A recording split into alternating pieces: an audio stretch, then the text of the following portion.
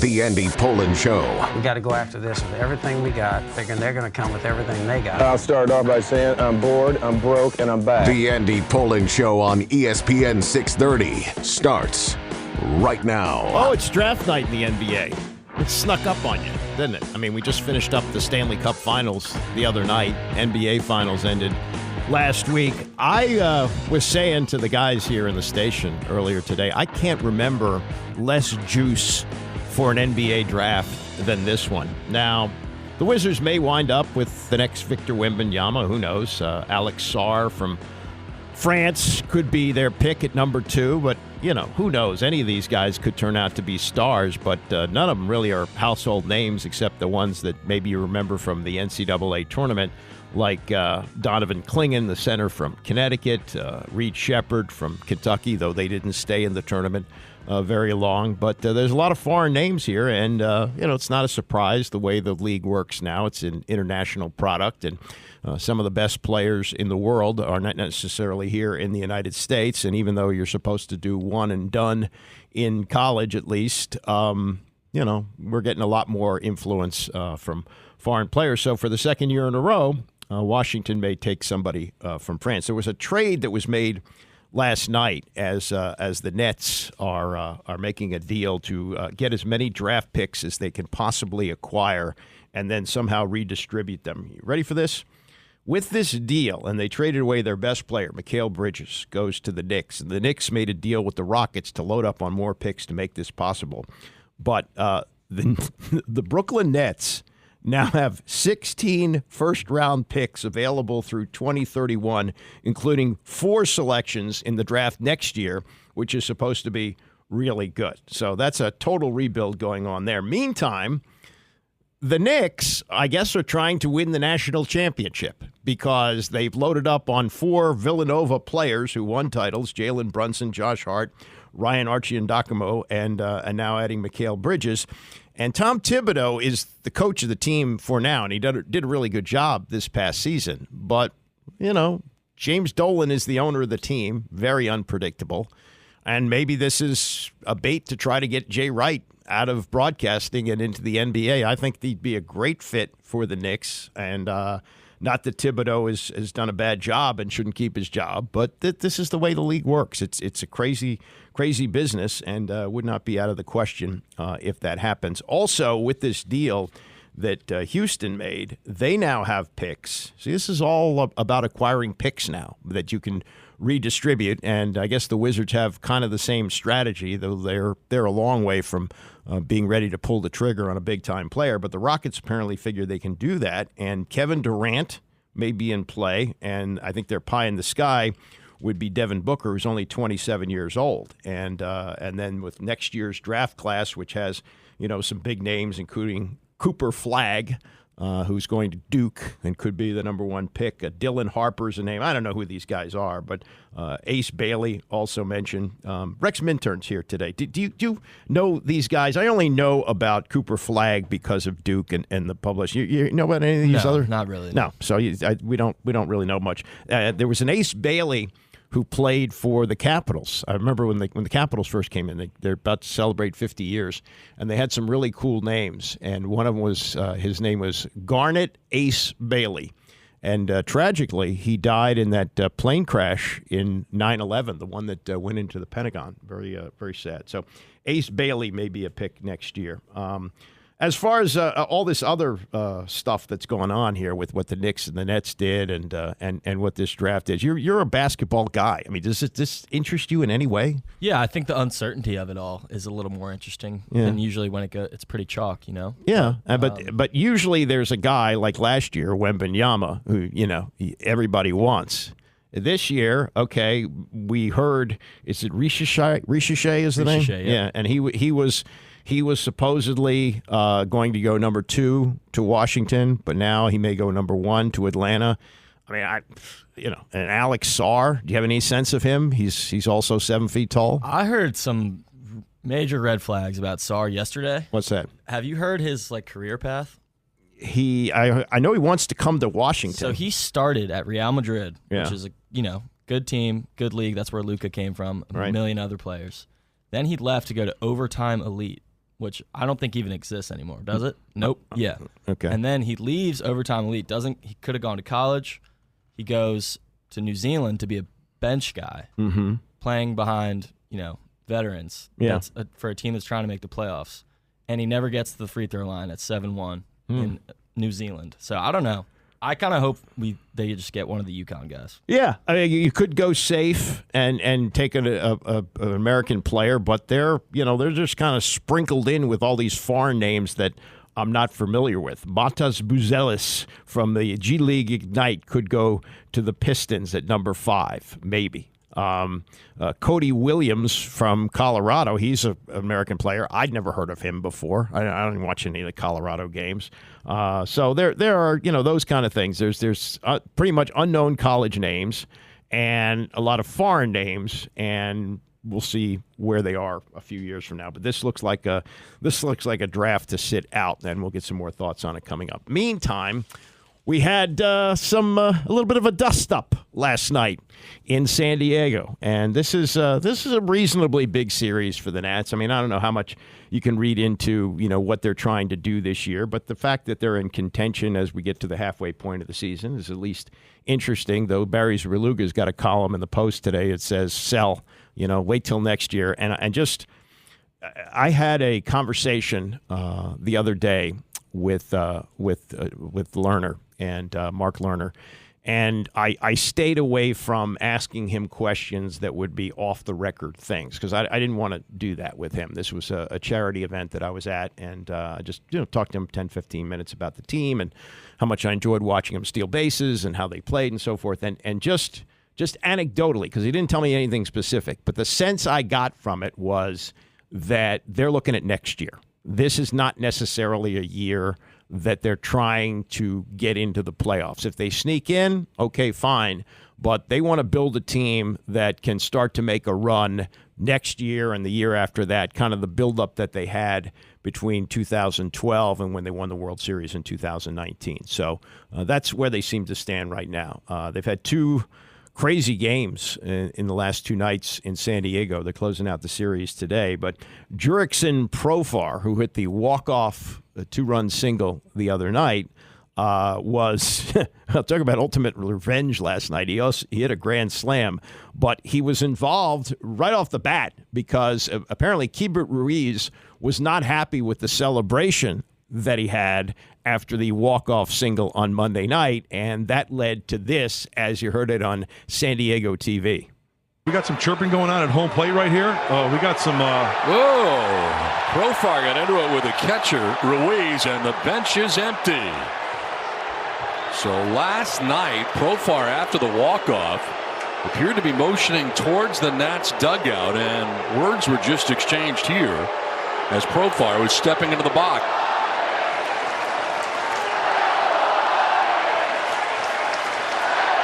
Profar's just kind of listening, and then Manny came over and pushed him out of the way. Yeah, then Manny Machado came in, and that's when the benches emptied. There were no punches thrown. They restored order, but the manager of the Padres was thrown out of the game.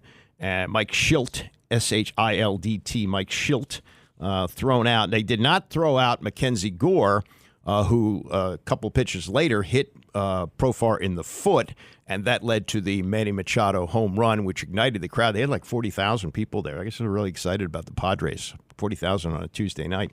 And so that got them going. And then Profar later on hit a grand slam, which is the ultimate as they won the game 9-7. This was Profar in the clubhouse with reporters after the game on his version of what happened in that scuffle.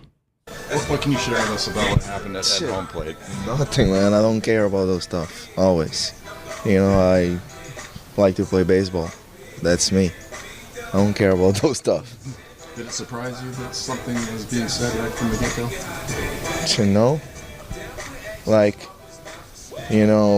Yesterday after that celebration, they told me that there were players upset. I didn't even knew about them. But, it is what it is. Who cares? Like I said, I don't really care about those stuff. And then you get hit after all that goes on. Any thought of it being intentional? What are your thoughts on that? I don't care. I take my on base percentage. Yes. What did you think when Manny hit the home run? What was the emotion? I love it. You know, it shows the things that we have in this clubhouse, man. We have a really good team, and we got each other's back. There's no better response than just coming out and winning games when stuff like that's going on. Yeah. Yes. He didn't like the celebration yesterday. Like I said, they told me that he was one of them talking tough step, you know, and Vargas, I think, and then Winker, but and I had no idea, you know. Yeah, but it wasn't. He just said good swing yesterday.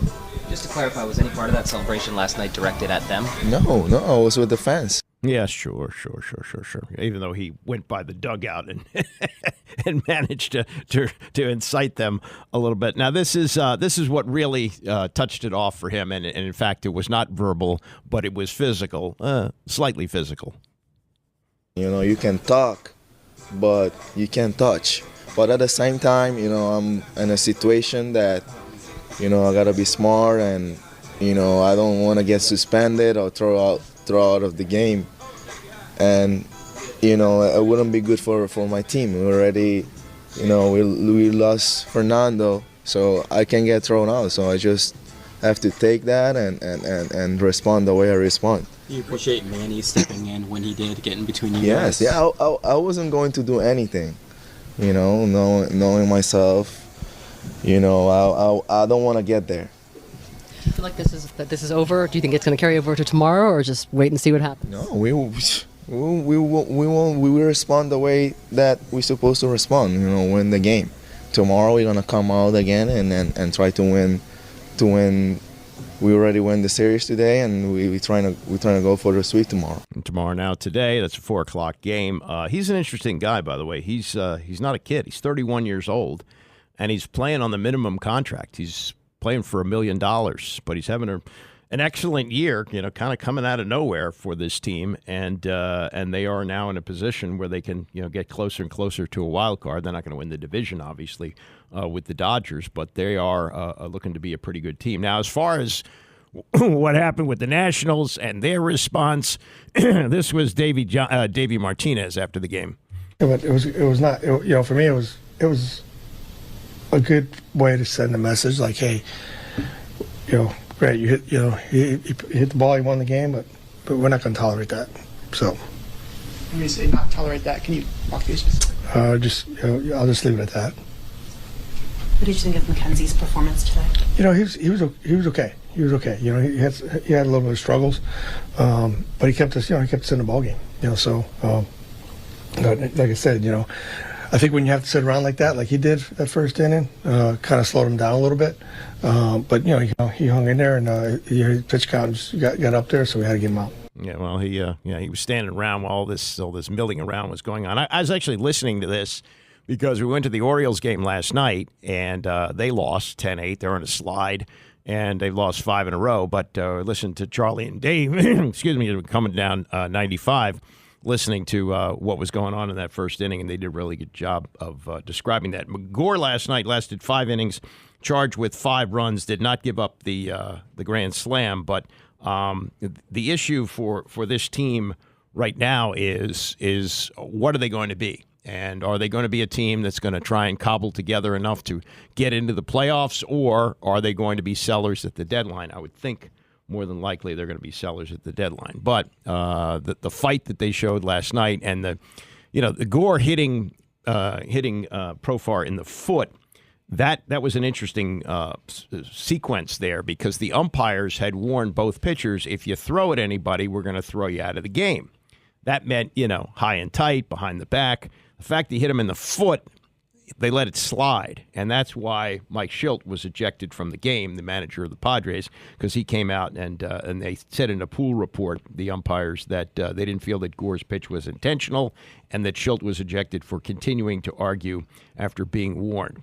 So we'll see if any of this carries over to today, I would imagine, because Profar is the number 2 hitter, or was the number 2 hitter last night for the Padres. Will they drill him today? I can't imagine they're going to keep this going. They probably would like to shut the door on this, but yeah, boys will be boys, as they say. And they had that last night in San Diego.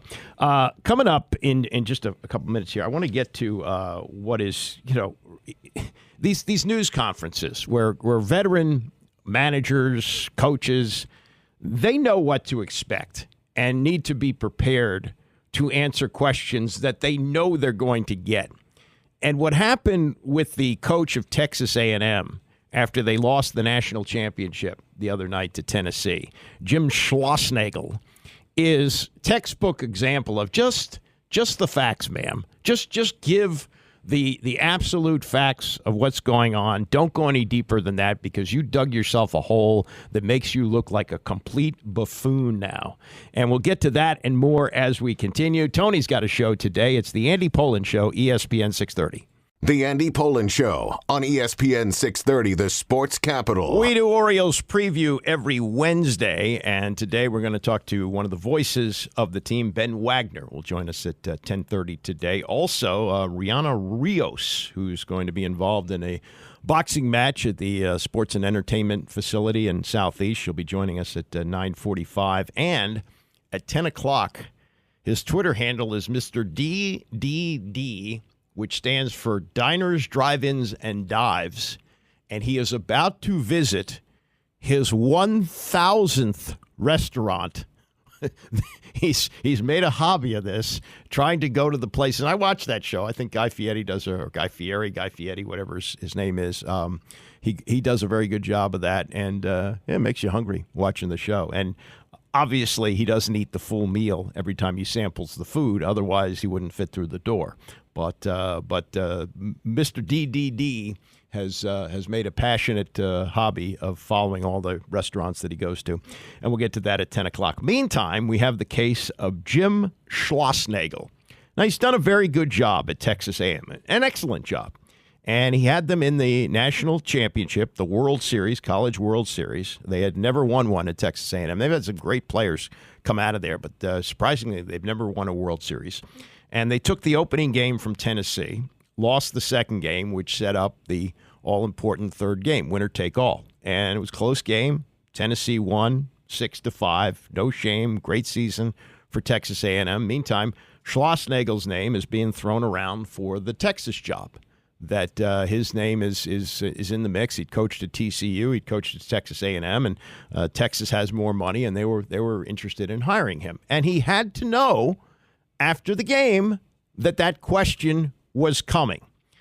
He didn't handle it very well. We'll get to that. But first, let me play this because this is very similar to that, and it goes back 21 years. This is when North Carolina was really a mess under Daugherty, Brad Daugherty. He played on the Michael Jordan championship team and went on to a coaching career and had done a very good job at Notre Dame. Yeah, he coached, I don't think it was only a year there.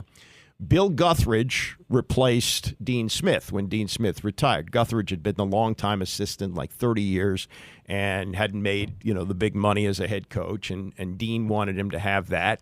So he resigned just before the start of his season when it was too late to get somebody else. And Guthridge actually did a pretty good job. He got them to a Final Four, but he wasn't Dean Smith. And he was getting older, and they said, it's time for you to move along, Bill. So that's when they hired Daugherty. Daugherty turned out to be a terrible coach, and so now they want to bring back the coach that they originally wanted when they were able to get Bill Guthridge out the door.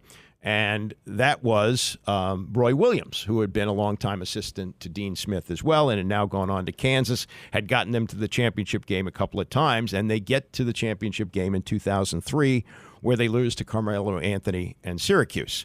And so it's a CBS game. Bonnie Bernstein, as the sideline reporter, has the responsibility of interviewing the losing coach after the game. All through the Final Four, the name Roy Williams was being thrown around for the North Carolina job. I mean, it seems like it makes perfect sense that he goes back to where he's from. He had played, I think, on the JV team and worked his way on as a student assistant, was an assistant to Dean Smith before he got his own career off the ground. And it's a question that he knew had to be coming. He had to have a prepared answer, which he sort of did, but he didn't have to go there. And this was Bonnie Bernstein with Roy Williams 21 years ago.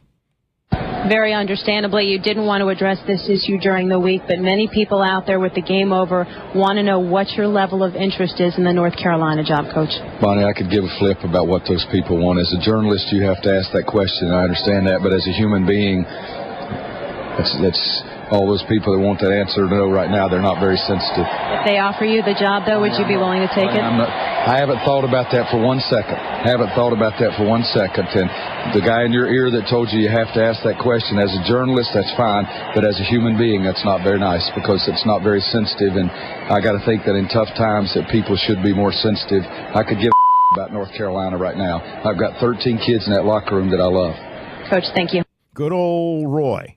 Couple things there. One, he didn't have to curse on national TV. He knew he was live on national TV. Number two, this was before the Me Too movement, but you didn't have to be condescending to Bonnie Bernstein, who is an excellent reporter, saying that somebody in her ear, meaning a producer, had to tell her to ask the question. You don't think she had the reporting instincts to ask that question? Of course she did. And nowadays he would have been excoriated for that. But that passed, and sure enough, a couple days later, he's introduced as the new coach at North Carolina. You would have thought that Jon Schlosnagle might have learned something from that. But after his team lost in the final of the College World Series to Tennessee, this exchange happened with a reporter. Coach, with respect to the difficult outcome tonight, but with the rumors circulating today about a specific job opening, what do you have to say about your future in Aggieland? Yeah, I mean, I think it's pretty selfish of you to ask me that question, to be honest with you. But I left my family to be the coach at Texas A&M. I took the job at Texas A&M to never take another job again, and that hasn't changed in my mind. That's unfair to talk about something like that. That'd be like you asking Montgomery if he's going to sign in the draft. But I understand you got to ask the question, but I gave up a big part of my life to come take this job, and I've poured every ounce of my soul in this job, and I've given this job every single ounce I can possibly give it. So write that. Yeah, write that. And how selfish of you to ask an actual question that is out there, that your name is being thrown around for Texas. What do you have to say? It's Paul Feinbaum yesterday. It's funny to hear Paul Feinbaum as now an SEC analyst talking about Texas, but Texas is in the SEC now. So this is Feinbaum on his show yesterday reacting to the Jon Schlosnagle little tirade there. The question was going to happen. The rumors have been out there. I mean, there have been Vitello rumors as well. So he got asked the question, and the correct answer. And by the way, these are things you have to think about. I've talked to great coaches, Hall of Fame coaches, some of the best of all time, and they always say, when I have a plan if we win and I have a plan if we lose. You have to be cognizant of what you're going to communicate. And his answer was embarrassing. All you have to say is, listen, we just walked off the field where we gave our guts, left our guts on that field, and all I care about tonight is my players. And I mean, make a stand. Instead, he chastised the reporter. It was all about him. I left my family behind for this job. It's the last job I'll ever have. And look, 19 hours later, it's being reported by multiple outlets in Texas that he's leaving.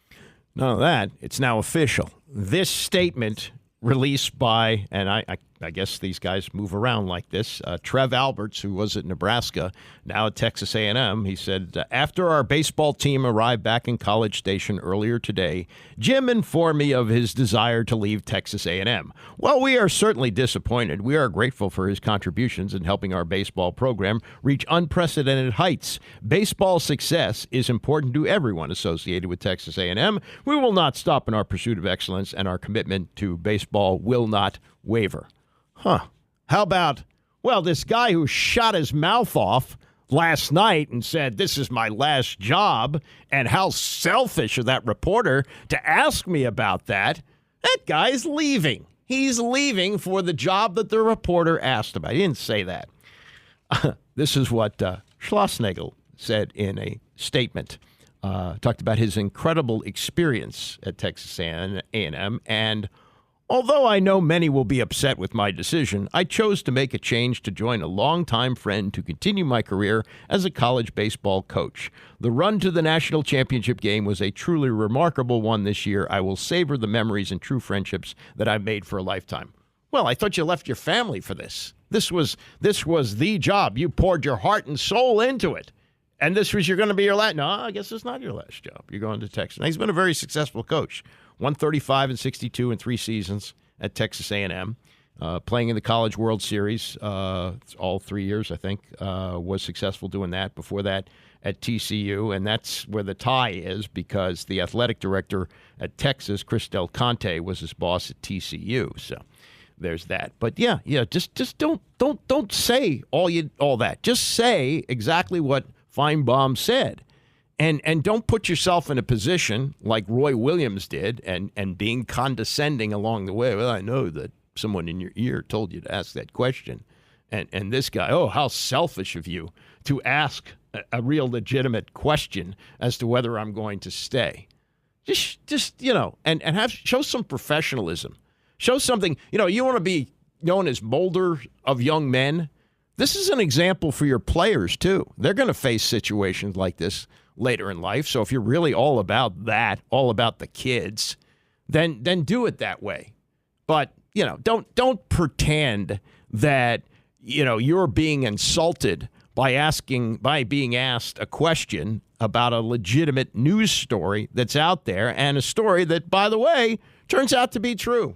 Because in less than 24 hours, you're no longer the coach at Texas A&M, are you? You're the coach at Texas. And it's college baseball. It's not as high profile as it would be for football, certainly, or basketball as it was in the case of Roy Williams. But this is garbage. And this is the kind of crap that a lot of reporters have to deal with, and they're supposed to take it. Well, when a guy does this and basically, has pie all over his face. I mean, this is like a soupy sales thing, for the old person reference there, that you get a pie in the face after that. Like, oh, I'll never leave Texas A&M. Boom, boom, boom, boom, boom. You did. You left. You went to Texas. You went there, and you went there for more money. Oh, yeah, you had the relationship with the coach, but Texas has more money poured into baseball than Texas A&M. So you took a bigger job there for more money, as anybody would. No problem doing that. I understand that, and you have the freedom to do that. But don't get all high and mighty about being asked a question about something that you're ultimately going to do. All right, back to the NBA draft. Tony and Mike took a run at it last night. Now, these are two guys who know the NBA, particularly Wilbon. And Tony, although he doesn't cover the league the way Wilbon does now, he follows the league. And during his early days as a reporter, was really deep into the NBA, even back to the ABA days when he covered the New York Nets with Julius Erving. So here we are, as we've been discussing a really draft, So this was Tony and Mike yesterday with their take on tonight's first round of the draft. I will admit I know very little about it, and by very little I mean nothing. But that's why we have you on the show, Wilbon. You've been telling me for months that there are great foreign players out there. What intrigues you most about this draft? Tony, I'm going to go history. That's what intrigues me about this draft. And I'm going to go with trending. You don't have to have number 1 and select Patrick Ewing with some frozen card from the lottery. This is not that NBA, Tony. You don't have to have 1, 2, or 3, because I'm going to read some names now. And this draft has people that we don't know, because NCAA basketball doesn't produce stars anymore because they don't stay long enough. Stars come later. Stars come when you hear somebody named Giannis Antetokounmpo, whose name you didn't know on draft night, and he wins a championship. That's when stars are made. So you have guys, I'm just going to mention a few. Derek White, who you love, all right, and American player. He was chosen 29th in the draft, Tony. Anunoby, 23rd. DeJounte Murray, who's going to get a bundle of money and get traded probably and be a star. He was chosen 29th. Siakam, 27th. Sabonis, 11th. Jamal Murray, 7th. You don't have to. Oh, wait. How about Tyrese Maxey, 21st? Shai Gilgeous-Alexander, 11th. Jalen Brunson, 33rd. You don't have to know them. They don't have to be stars. Okay. Teams have to scout as well as they can, figure out who can play at whatever slot they're picking, and make the right selection. That's how you build a ball club now. and teams are doing it. Oklahoma City's one of them that does it. That's what you have to do. Yeah, so I learned this morning something that intrigued me enormously. There's a 7'1" or 7 feet kid, I think maybe 7'1", 7, whatever it is. It's 7 feet at least. He's French. His name is, no, wait a second, Alex Sarr. No, Alex Sarr. And people say that he may be the best pick in the draft. He played in Australia this past year. And he doesn't want to go to Atlanta, apparently, which has the number 1 pick because he won't work out for them. Yep. But he wants to go to Washington, which has the number 2 pick. He wants to be a Washington Wizard. And this is great because nobody in America wants to be a Washington Wizard. They don't have any good players. So this kid could come in and be a very good player right away. And that would make me happy. The Wizards have announced something like they're in the first year of an 8-year rebuild. You announce something like that because you know you stink and you want to keep your jobs for 8 years. My fear, of course, Mike, is that he's Kwame Brown Part 2. That would be my fear. I'm just excited somebody wants to be a Wizard. Yeah. Who's the last guy who really wanted to come here? Not necessarily as a draft pick. Yeah, maybe Kwame Brown did because that was the number 1 pick. Bernard King was a pretty big name, signed here as a free agent. But this has never been a destination. So whatever shortcomings Alex Sarr may have, the fact that apparently he wants to be here, that may help him to, at some extent, to overcome that. So came across a weird story yesterday, and it involves Antonio Pierce, who is the Raiders coach. Now, you remember he was an undrafted free agent with the Redskins, and Joe Gibbs got all caught up in free agency, and they didn't have enough money to re-sign him. He went to the Giants, won a Super Bowl, had a 9-year career, and now has become the head coach of the Raiders, just renewed off an interim run at the end of last season when he replaced Josh McDaniels. And I don't know what his contract is, but he's apparently in some really deep financial trouble. The Athletic has reported that his wife, Jocelyn Pierce, has filed for bankruptcy because she is concerned that they are going to attach her assets in trying to go after the money that he owes. Now, get this. Pierce, this was by the time he retired, because last year was 2009. They're saying somewhere in the decade of 2010s that he had made agreements to invest in car dealerships, and they didn't work out. And now there are judgments against him to the tune of, this is incredible, Nissan has a $23 million judgment against him. Hyundai, $4.5 million. That's $28 million in judgments. And I guess when he invested, he defaulted on the loans. The interest builds up and so forth, and then it gets to this point. So the wife filing for bankruptcy in an effort to protect the belongings that she has and that the family has, and they are attempting to garnish his wages. I don't know what he makes as a head coach, probably $4 or $5 million a year. That's not even going to make a dent in this $23 million judgment. So he's in some deep financial trouble. And you might say to yourself, well, I guess this has never happened before. Actually, it has happened before. Rex, you want to guess a coach that got into this kind of financial trouble? Did they coach here? Yes, that person did. You might have heard of him. Have you ever heard of the name Joe Gibbs? Oh. Yes, Joe Gibbs, believe it or not. Now, when he came here in 1981, he'd never been a head coach at any level. He'd been an outstanding assistant, was the offensive coordinator for the Air Coryell show in San Diego, and had coached with Coryell before that in St. Louis, but he never made more than $40,000 a year. He came to Washington, and he said, I got to make $100,000.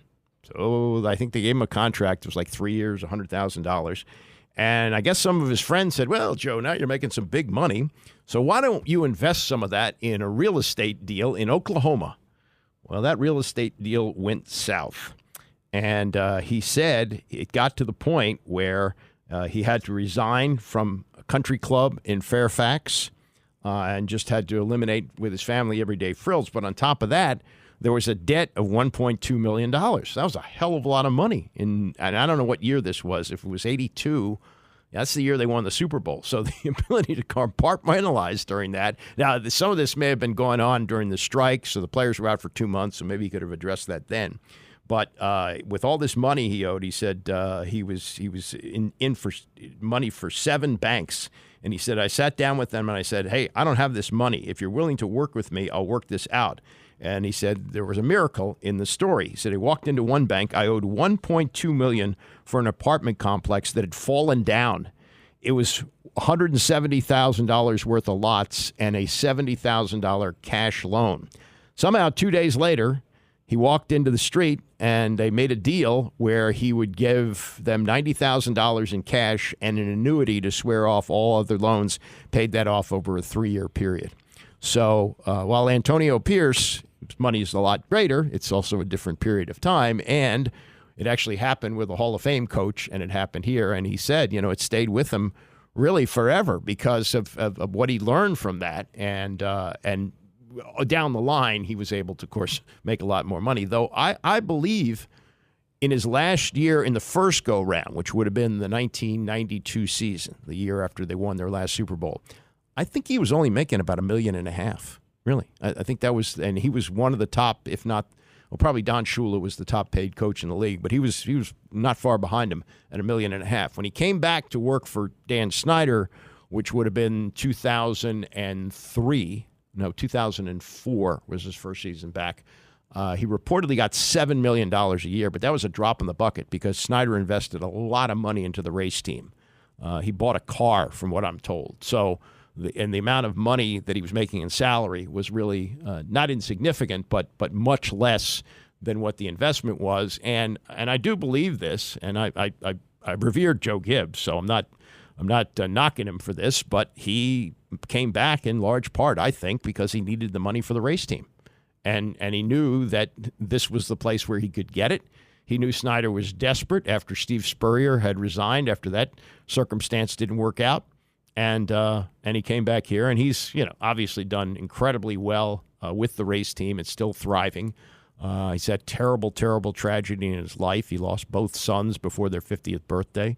But in terms of his finances, he was one who got himself in this kind of trouble way back in the day, and he went on to win 3 Super Bowls. Will that happen for Antonio Pierce? Who knows? But that is a really a big mess when you're into. How do you get a judgment of $23 million? What did he sign off on? A personal guarantee of a loan of that kind of money? And I can imagine, recently because the car manufacturers have cut down because of the pandemic and things like that, it became more and more difficult. But, that's just a lesson that when you invest money, you really got to know what you're doing, and you can't trust other people to do it for you. And that may have been the case with both Gibbs and Antonio Pierce. Worked out very well for Gibbs. Maybe it'll work out for Antonio Pierce. Coming up, we'll talk to the man whose quest for diners, drive-ins, and dives never ends, plus Orioles preview. Ben Wagner, one of the voices of the team, will join us as well. It's the Andy Pollin Show, ESPN 630. Yes, it's a Wednesday, and every Wednesday we do Orioles preview. Ben Wagner, one of the voices of the team, will join us to talk about what has been a rough patch for the Birds. They lost again last night. They've lost 5 in a row. They'll try to salvage a game against Cleveland tonight before Texas comes in for the next series. We'll get into that. Also, Tony and Mike weighing in on the JJ Reddick news conference. They looked at it a little differently than I did, so we'll get to that coming up. But as you know, if you've been listening to me for a long time, I'm a big fan of diners, drive-ins, and dives. It's either Guy Fieri or Guy Fieri, as he says it. It's the guy with the spiky hair, and he drives around in a red convertible, and he visits all these restaurants in different cities that are exactly as is described in the title of the show, diners, drive-ins, and dives. They're not chain restaurants, and they make these like beautiful hamburgers and the way they cook wings and certain things that they make. It just makes your mouth water. It's like comfort food for the eyes for me. It's a way to indulge in these things without gaining weight. You just watch the TV. So I think it was during the pandemic. I don't know how we connected, but his name is Bill Grella. And he has a Twitter handle of Mr. DDD, which stands for Diners, Drive-Ins, and Dives. And Bill has visited how many diners, drive-ins, and dives over the years that Guy Fieri has reviewed? How many? Well, as of today, it's 993, and I'm going down to Mobile, Alabama tomorrow to get 6, and I'll go to $9.99, and then hopefully 1,000 in September. Wow. Now, we've done this before, but to refresh everybody's memory, where did you get the germ of the idea to try and go to as many of the places as you could?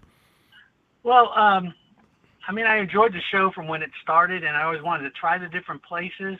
So I started going places. The first one was in Richmond, and I had been about to maybe 40 or 50 or 60, and they featured this couple, Jane and Roger, who live in Phoenix now, and they were celebrating their 100th, and I'm like, I got to pass those people. And so I just went for it afterwards, and I think they're about 300 now. So I passed them up. You left them in the dust. They're 300? Yeah. 300 was just an appetizer for you. Yeah. I mean, now you have an advantage that others might not necessarily have, right? You work for an airline. Yeah, that is true, and I'm able to use passes and sometimes get a little bit lower airfares to do that because the flights are full. So a lot of times I do have to buy some tickets to do it. Mm-hmm. But I've been and for a while I was traveling a lot for work. So anytime I travel anywhere, I look up places to go to because I can go to McDonald's anywhere, but right. These are all like small places, and a lot of the staff is thankful for people like me because we're helping them out. I wouldn't have known about most of those places if it hadn't been on the show. Okay. Yeah, and I find the same thing. I think I've been to maybe a few of them over the years just, by happenstance. I haven't gone after it, obviously, like you have. But in all your travels, have you ever met, is it Fieri or Fieri? Have you ever met him? I've heard it both ways, too. Yeah. So I say Fieri, but I've heard Fieri also. I met him briefly. Back in 2009, he did this Guy Fieri Road Show. Mm-hmm. And one of the stops was down at the Chrysler Hall in Norfolk. So I said I have to go down there and actually bought they had like VIP tickets. So I bought that. They were kind of expensive, but we got to sit on the side stage and everything that he cooked in the show came to us. Wow. And we got a meet and greet. So I have 30 seconds with him while he took pictures and he signed my book. And the book is actually one of 3 that he produced. And I have I think I have 11 or 12 copies of the 3 books because everywhere I go, I bring them to get signed by either the owners or the chef or just the wait staff or all of them. And it brings out conversations. And so I've become friends with some of the owners around the country just by going there and meeting them. And they ask me about my travels and I ask them about when Guy was there. Okay. We're talking to Bill Grella. He's Mr. DDD on Twitter, coming up on 1,000 visits to diners, drive-ins, and dives that Guy Fieri, and I don't want to say reviewed because, when you think of restaurants, you think of food critics who come in and they rate the restaurant. He likes everything, and that's the way the show is. He's not going to come in and he's going to say, oh, God, they undercooked this, and the service was terrible. He loves everything, so it's not that kind of a show. But have you ever visited one of the places that he went to and said, why did he like this? Yeah, a few, but I would say it's 99% good and 1% or less of ones that I really didn't care for. And a lot of times it's more because of the staff, Mm-hmm. or most of the time it's not the food. Most of the time it's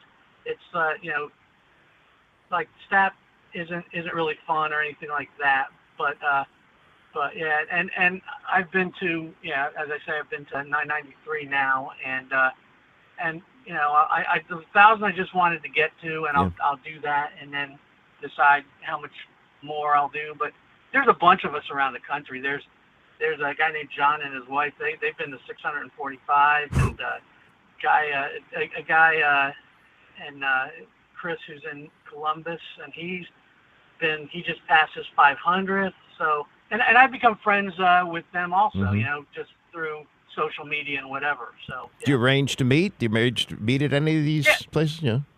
Yeah, like I was in Cincinnati last year, and so I got a hold of Chris, who lives in Columbus, Mm-hmm. we met in Columbus at a place called Ray Ray's Barbecue, and that was that is one of my interesting stories. That was my 943rd place that I went to. It was called the Governor, and in Cincinnati, and I'd gone there. I'd just gone to maybe do dessert because I'd eat somewhere else. And when I got in, the bartender server saw my book, and she started talking to me about my travels. And then they called the manager over, and they said, "Would you mind if we named a burger for you for our special tomorrow night?" Cool. Like, yeah. Of course. And I'm thinking, I don't know if I can get back there, but they name a sandwich for you, you got to be there. And they called it the Wagyu 943 Bill Burger. And when I got there, there was like 4 or 5 of them waiting to be delivered to the table, so people were buying them, and it was a one-time thing. But yeah, I thought it was pretty cool that they named something for me. What'd they charge for a Wagyu burger? That was, I think it was about 12 or 15. That's not bad. That's good. Yeah, I might have. Yeah, it might be a little low, but it had like tomato jam and Wagyu beef, and it was a little messy, but it was good, and they were I mean, that was an honor to me to do that. So yeah. You know what's a little known fact about Guy Fieri or Fieri, whichever way you want to pronounce it. When I think of a diner, I think of breakfast, right? A 24-hour diner. After a night out with some beers and stuff, you want to top it off at a diner at 2 or 3 in the morning. He doesn't like eggs, right? And I don't either. Oh, you don't either? Really? I'm not a big egg eater. Certain eggs, I'm very finicky about that. But yeah. So that's one thing where we have in common. I will eat eggs occasionally. I don't think he touches them. Yeah, that's the one time that you'll see him cringe when they're making him something. Like he looks at the egg and occasionally like he'll have to take a bite of it and act like he likes it. That's weird. That's very strange for a guy who does diners because that again, wouldn't you? I normally think of it that way. When I think of diners, I think of breakfast. Yeah. Yeah. Yeah. So. And we have a good one here that was on the show. We have the Metro 29 in Arlington, which is really good. Right. I call it a Jersey style diner. That's just my phrasing because it's got the big menu. Usually the matriarch is at the cash register with the bar behind her, and big, just pages and pages of menu items, and that's a good one. That's a good one locally in Arlington. There's a lot of good ones in Baltimore also. So. All right, and we've been meaning to do this for years, and we couldn't do it the last time I think we talked because it was a pandemic. Yeah. But it's open, so we got to have a meal someplace. So let's make a list. We'll do this right here. I'm in Friendship Heights now. This is where I work. I live in Germantown, so somewhere. But let's make a list of like 3 or 4 that are in this general vicinity of DC, and ones you like and why you like them. So knock them off here. Go ahead. Okay. Well, the Metro 29 I like. That's actually where I celebrated my 50th birthday years ago, and so that's a good one. Comet Ping Pong, which is right next to the Politics and Prose bookstore, is a good pizza place. So that's it's almost in Maryland. It's upper northwest. Yeah. So and that's been done on a variety of shows. He's not the only one that's done that. Yeah. Okay. Yeah. If you were to go more to Baltimore, there's a couple of really good places there. There's Famous Jimmy's Seafood, which probably has the best crab cakes I've ever had. Well, not to drop names, but I was actually in a suite last night at Camden Yards, and they had Jimmy's crab cakes. They're damn good. Yeah. Oh, they're unbelievable. Yep. Yeah, and then around the Eastern Market, there's Tortilla Cafe. He had a lot of fun with that. Tortilla? How do you spell that? Tortilla. Tortilla. Like tortilla, yeah. Okay, Tortilla Cafe. And up on gosh, I can't think of the name of it. There's one on Capitol Hill that he went to that was really good, but for some reason the name escapes me right now. But it's up on I think it's Pennsylvania past the Capitol. So there's a clump of restaurants in that area. It's called the Tune-In Bar. Tune-In Bar. Okay. Yeah, that's a good DC place. Unfortunately, it hasn't done a lot of DC places. And then the one I want to do my 1000th at, I've not been to it, but it looks really good, and I'm hoping I can cement it down with them. It's called Bub and Pops. Bub and Pops. and it's a short walk from the Farragut North Station, a little bit longer walk from Farragut West, and I've contacted them twice. I'm kind of hoping they're listening to your show because I want to make it on the 14th of September to do my 1,000th, and I have friends that want to come in from out of town, so I want to really cement it down. I just don't want to. Yeah. I just don't want a whole bunch of people landing there at the same time. Well, I have some TV friends, so I'll make a couple calls on your behalf. That would make it. They love that. They love those kind of stories, so that would be good. Yeah, and the other one I haven't been to in D.C. is called the Toki Underground. Toki Underground. It's a Japanese place. Right. Yes, I've not been there, but so I was kind of saving two so that I could use one because since I live in Herndon, so I wanted to do it locally, rather than somewhere else. So, and of these places, are there any that he does that has more than one location, or is that part of the criteria? No, there are. Well, it's kind of funny. I call it the Triple D effect. Mm-hmm. What's happened I've seen is that he usually when the show started he would go to places that were just one place, but several of them have expanded. Up in Baltimore, there's Chat's Pit Beef. Well, he's got like 5 or 6 locations now. Right. And the biggest one, there's a Metro Diner, which was in Jacksonville, the original one. He's now all over the country. He's expanded from, and I think a lot of it has to do with guy going there, getting names out there, and the Metro Diner is like all over the country, and they all have the same symbol. They all spawned off of that Jacksonville location. Wow. You see, I've said this. I'm a big fan of Dave Portnoy and the pizza reviews, and if he gives a place like an 8-something, they forget it. The place is mobbed 24 hours a day after that. Yeah. I don't know if a guy can have that kind of effect, but he's got so many followers. It does happen. Yeah, I guess it does happen. Yeah. I went to a place in 2008, and I asked the bartender. I said, "Were you here when Guy filmed?" He said, "No, I'm here because Guy filmed." They had 125% bump. Yeah. And that was in 2008. Now places are saying 750% bump after it's aired. Wow, that's incredible. So, guys actually said, if you on the show, he'll say, "Get ready, they're coming." And he means people like me. Yeah, absolutely. Well, it's quite a pursuit that you've gone after here. How is your weight? Have you been able to control that too? Yeah. I've always been a big guy, but I'm doing okay. I'm still a little heavy, but I'm not like huge. And I'll tell you what, I love small plates now. Yeah. I'll do appetizers. I don't. Some people will have to get everything that Guy had, and I don't do that. I get something that I like, but I do like places that put a little symbol in their menu that show what Guy had there, because that's a good way to track it out. But yeah, so I just go and get something that appeals to me because I want to experience not only the food but the atmosphere of the place too. Okay. Well, good to talk to you. We'll be in touch, and best of luck as you pursue 1,000. Thank you, Bill. All right. Thank you so much, Andy. Thank you. That's Bill Grella, Mr. DDD, and the name of the places, we'll put this out on social media, that he mentioned: Metro 29, Comet Ping Pong, Jimmy's Crab Cakes, that's Baltimore, Tortilla Cafe, Tune-In Bar, Bub and Pops, and it was an Asian restaurant, which I didn't write down properly. Have you guys been to any of these, Rex? I've not, no. Yeah, neither have I, but I've heard of them. I've heard of Metro, and I've seen Comet Pizza.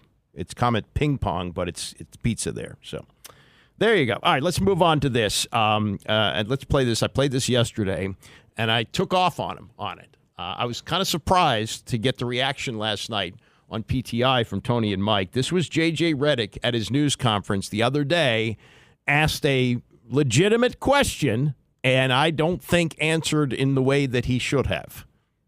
What misconceptions or concerns about you that you've heard in the last few weeks are you the most looking forward to dispelling when you're the coach? It's a valid question, and I've certainly heard everything. It's been a really interesting 6 weeks or so. Just in terms of being part of the engagement farming industry. It's been really interesting. However, I don't really have a great answer for your question because I really don't give a fuck. Like, honestly, I want to coach the Lakers. I want to coach the team. I don't want to dispel anything. I don't. I want to become a great coach in the NBA, and I want to win championships, and I want my players to maximize their careers. That's all I fucking care about. So 2 F-bombs in about 30 seconds there. And I likened it to this. He's the CEO of the team. I mean, can you imagine Tim Cook getting up at an Apple promotion to introduce a new product, and they go, hey, Steve Jobs, he made this company, he left, he came back, it was going through tough times, he rebuilt it. Who the hell are you? And can you imagine Tim Cook dropping a couple of F-bombs and something like that? I didn't like it, and maybe this is not the be-all, end-all, but I'm a big fan of what Peter Vesey did in his life, and he wrote on his Twitter that he's rooting for him to fail. He calls him JJ Ridiculous. And I was kind of surprised about this because Tony's 10 years older than I am, and Mike is my age. And Mike has become now, over the years, the ultimate get-off-my-lawn guy. Now, he's NBA. He's tied into the league, and I guess he's got somewhat of a relationship with JJ, having worked with him at ESPN. But this was their reaction. That wasn't all of the news conference. That was part of it. But this is how they reacted yesterday to what JJ said the other day. At his introductory press conference, new Lakers head coach JJ Reddick seemed blank. He seemed confident. Now, some people might text you that he seems smug. I'm not going to say that. I'm going to use the word confident. The moment was not too big for him. He provided the direction. The first thing he said, Mike, he said, I've never coached in the NBA before. I don't know if you guys have heard that. That is a great line. And then he said, we're here to win championships. I mean, do people want him to say, we're trying this one year to finish higher than 7th in the Western Conference? And then he brought up Danny Hurley. And this is the quote with Danny Hurley. During that whole courtship, at no point were my feelings hurt or bruised in any way. He's a 2-time national champion at UConn. I'm a 2-time 55 Switch League champion at the 3rd and 4th grade level. I understood, So everything that was aimed at him, he deflected immediately and gracefully, and I am now rooting for him. Tony, I got a chance, as I do the last couple of years, to spend some time around JJ Reddick, particularly in the finals, a little bit. And first of all, my word is commanding, because that's what JJ Reddick is. You talk about confidence. People talk about Danny Hurley winning. I'm sorry. JJ Reddick was the National Player of the Year. National Player of the Year, and then played like 15 years in the NBA. Okay, so JJ Reddick is smart. He has the personality for this. He has had things thrown at him. I'm going to make this analogy. When he was in college, he was sort of a Caitlin Clark-like figure in that he was a great player and a lightning rod, and people went at him when he got to the NBA. That's right. And he never shrank. That's right. He seems like he's sort of made for this. And I've known JJ Reddick his whole adult life, and I've rooted for him. This is hard. This is going to be harder in some ways than that long 15-year playing career. But he's been in the eye of storms in his life, and he doesn't flinch. He's smart, and he's in control, and he's commanding. And if LeBron has anything left in the tank and Anthony Davis is as on board as people say he is, this is going to be worth watching. I don't know if they can beat out all those teams in the West that they have to beat out, but it's going to be worth watching.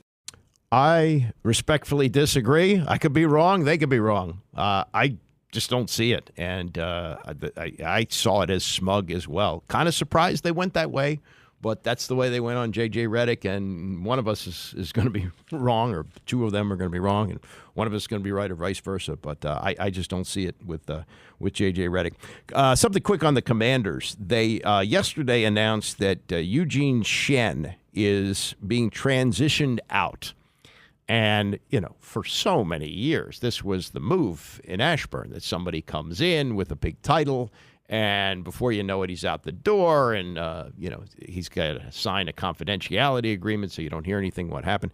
this isn't that, okay? This I know it's like, oh, same old story. Guy comes in, end of last season, and here it is June, he's out the door. Now, Eugene Shen was like a bridge guy. They weren't going to get rid of Ron Rivera during the season last year. They were going to ride it out. But they wanted to get a jump start on certain things, and this is an analytics guy who sounds like he's actually going to be working for Josh Harris in another business. I don't think he's necessarily a sports guy, Eugene Shen. So he's now moving out of the team, and the new management, the new front office, they get their own people. And seems like everybody either comes from San Francisco or Detroit. So this is a Detroit guy, and he now becomes Senior Vice President of Football Operations, Brandon Sosna. And he will be the lead contract negotiator and also oversee other departments, including health and performance and football administration. But we'll deal in the analytics as well. So it's not quite that. There's a bunch of other guys, people, women, men, they changed positions, different departments, things like that. You don't recognize any of the names except for Doug Williams. And Doug Williams had been an advisor to Jason Wright, the team president, on the business side, which is what Wright was supposed to do.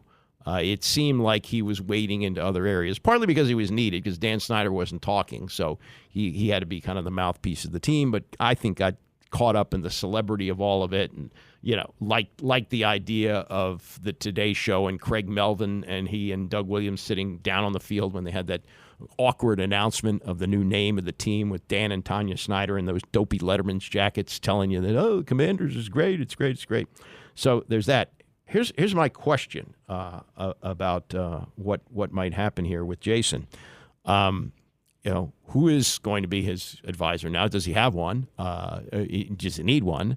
And how much longer is he going to stay? Because he did stay for a full year under the ownership of Josh Harris and Mitch Rales, and that so far nothing really no real red flags about anything have popped up. But it was interesting to hear that his name was being mentioned as a contender to get the Green Bay Packers job. Mark Murphy has to retire at the end of next year because of age. That's the way their system works. So he's going to be 70, and he has to leave after next season. So they've hired a guy named Policy. I don't know if I doubt he's related to Carmen Policy, but that's who's going to be the team president when Mark Murphy leaves. But Jason Wright was reportedly in the mix to get that job. Was he suggested by the ownership of this team for that job, or did he apply for it on his own? Did they contact him? As far as I know, there's not a Rooney Rule for that position. I think it only works for coaches. I don't even know if it works for general managers, because I remember when Adam Peters was hired, I don't know if there was a minority interviewed for that. But it's a very simple move. I mean, Doug Williams is a legend. He should be always associated with the team. He has worked in personnel before with both Tampa and in Washington. And, I think it's good that you have somebody who's got great experience here in D.C. advising somebody. Let's face it. I mean, as good as Adam Peters may be, he's a West Coast guy. He did spend time with the Patriots and a couple of other organizations, but he grew up in California, played at UCLA, and has spent the last years working with the 49ers. And, probably he got an earful from Kyle Shanahan of the way things used to work around here. Maybe they had a couple of beers and talked about all the mishigas that went on with Dan Snyder. So I think somebody who was here during the glory days and who won a Super Bowl and is an iconic figure in town, it's not a bad idea to have him advising. But to me, it makes me wonder, what the future is for Jason Wright. And, you would think that somebody like Josh Harris, who has run other teams and other businesses, might have somebody else in mind that is his guy, knows the way he does business, and or maybe he's found in the last year that he really likes Jason, and Jason is going to stay. We'll have to see. Coming up, we got Orioles preview. Ben Wagner, one of the voices of the team, will join us. We'll talk about the slide that's going on and where he got to where he is. It's the Andy Pollin Show, ESPN 630.